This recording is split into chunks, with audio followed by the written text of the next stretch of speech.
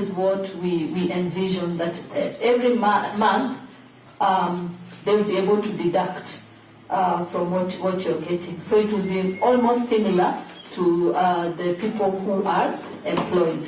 Now, the means testing... Where are you deducting from? Deduct from where the woman works in my shamba. Because the lady who is working in my 5 years shamba and is earning that much, how are you going to deduct it? It will be similar to the Hustlers Fund. How? It will be fully alone. It's a kind of... But 0% interest. How will you deduct it? From a person. Or now.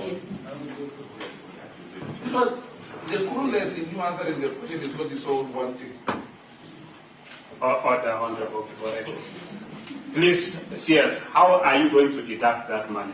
You can explain to Kenyans so that they know how the money is going to be deducted. Through M-Pesa, through what?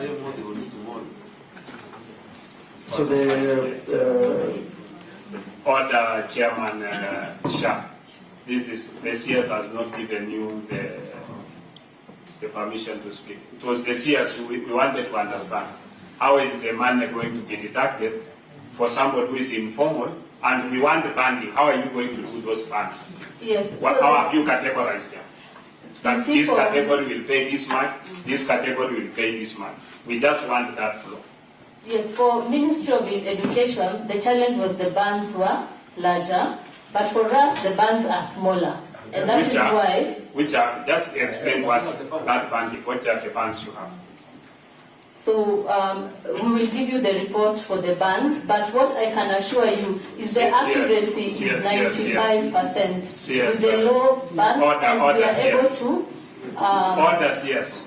Yes. We want you to give us the bands. Yeah? We want you to give us, I'm giving you the opportunity. Because Kenyans are listening. They want to see their cabinet secretary for health telling them that when you are in this, we are going to categorize you based on this means testing. Somebody who is from the means testing, we've categorized you into this band, band 1 or band A, whose income is between this and that much. Then the next category will be this band whose income is at this level based on your means testing. And this band will pay that much. We just want that. And Chair, they cannot. What are the chiefs doing? You know, we saw people sit with the chiefs. Yes. You've been educating the chiefs. So how are they going to disseminate the knowledge? Chair, yesterday I was in a function and the chief was there, Chair. And the chief pinned me as the vice chairman of this committee. Because the chief just said, we are rolling out tomorrow, we have been told by the DCC, people should say *147#.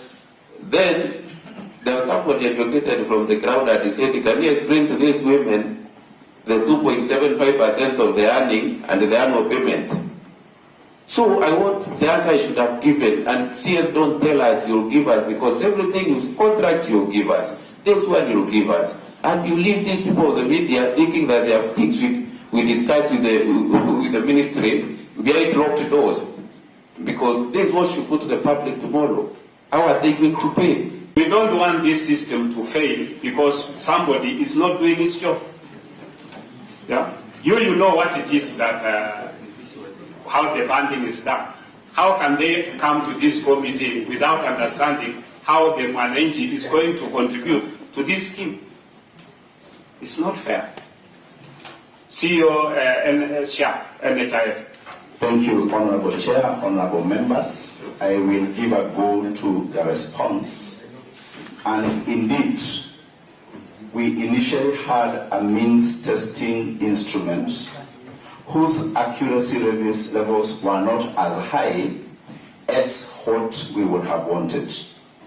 So we went back to improve on the means testing accuracy levels in the 8 counties that we have given.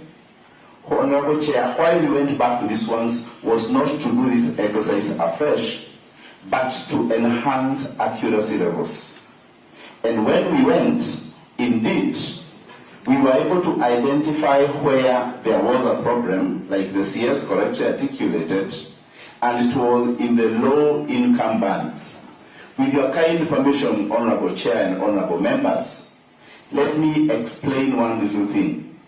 Owning a cow in Githunguri and owning a cow, please don't take offense, in Narok has different income implications.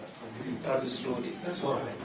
So now, after that, the material that is used to build your house and all those things, it is not one variable that is determining how much a household is supposed to pay.